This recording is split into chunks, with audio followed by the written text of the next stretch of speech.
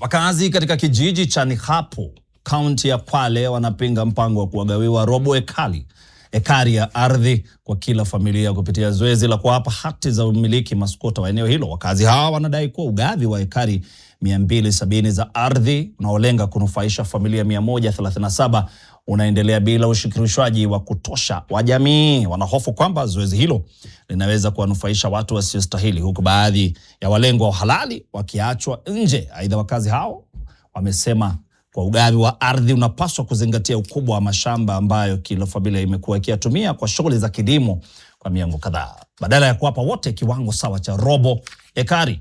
Wanasema hatua hiyo ndiyo itakayohakikisha uwazi na kutambua matumizi yao ya muda mrefu wa ardhi hiyo.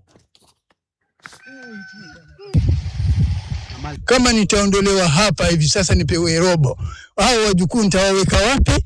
Na hao watoto nitawafanya nini? Na mimi mwenyewe nitakula nini? Robo itaweza kunifaa mimi kweli? Mimi ninalipa school fees kwa kutegemea minazi. Nikiuza leo naambiwa nipewe robo. Hiyo robo haitonitosheleza kusomesha, hainitoshelezi kujenga, na hainitoshelezi kwenye familia ambayo niko nayo Mwenyezi Mungu amenipa. Tukigawanya 270 acres, tukigawanya robo inakuja vipande zaidi ya 1200 vipande vya robo. Hao watu ambao watapewa vipande zaidi ya 1200 watatoka wapi? Wakati sisi wenyewe hatufiki 500.